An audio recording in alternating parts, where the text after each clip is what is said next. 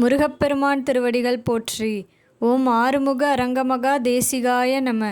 தலைவன் அருளிய நூல்களை படியுங்கள். இதைவிட கடைத்தேற எளிமையான வழி வேறெதுவும் இல்லை. ஊழின் பெருவழி யாவுல மற்றொன்று சூழினும் தான் முந்துருனா. முன் செய்த பாவம் என்ன செய்யும்? முன் செய்த பாவத்தை நீக்க முயற்சித்தால் அதுலேயே அந்த முன் செய்த பாவம் நின்று குறுக்க வந்து நின்றுக்குண்ணா. இப்படி எல்லாம் இருக்கிறையா மனிதருக்கு இப்படிதான் முன்னேறினா. ஒரே வழி அகத்திய சன்மாசங்க காட்டுகின்ற பாதையில் சென்றால் நிச்சயம் அந்த வாய்ப்பு கிடைக்கும். என்ன பாதை? என்ன கடினம் இல்லாத பாதை. அன்பர் தமிழர் சொன்னபோல் மாதவன் சொன்னபோல் கடினம் இல்லாத பாதை, லெகுவா, ரொம்ப லேசா புண்ணியவான்களை அணிந்து கொண்டோம். பெரிய ஞானிகளை வணங்குறது தான். அது வீழ்ந்து வணங்கணும். பூஜை செய்யணும்னாலும் முடியுமா?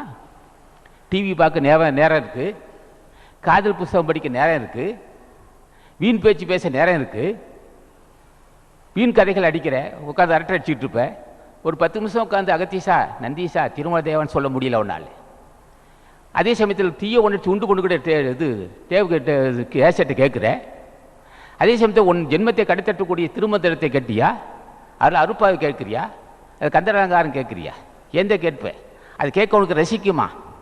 உன்னுடைய பாவம் எது உனக்கு பாவத்தை உண்டு பண்ணுமோ அதை ரசிப்பாய். வினை நீக்கக்கூடிய பாடலை கேட்க மாட்டாய். திருமந்திரம் ஒரு மாதிரி கேட்டால் போதும், அருப்பா ஒரு மாதிரி கேட்டால் போதும், வினை தீரும். உன்னை விடுமா?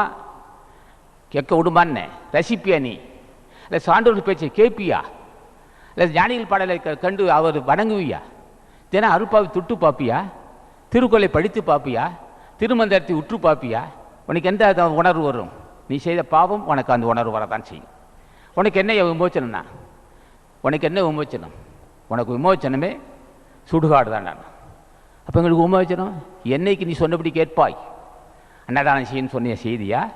காலையில் 10 நிமிஷம் நாமத்தை சொன்ன செய்தியா? இல்லை பூஜை செய்ய நேரம் இல்லை, இடம் இல்லை, அவசியம் இல்லையா? குடிக்கும் போது அகத்தீஸ்வரா அகத்தீஸ்வரா அகத்தீஸ்வரா அகத்திய குளிக்கி, சாப்பிடும்போது அகத்தீசா அகத்தீசான்னு சாப்பிடு. பஸ்ஸில் போகும்போது இந்த எல்லாம் உட்காந்து கதை புஸ்தகம் படிச்சுட்டு இருப்பான். படிக்காதே, கண்ணுக்கு கெடுதல் வேற.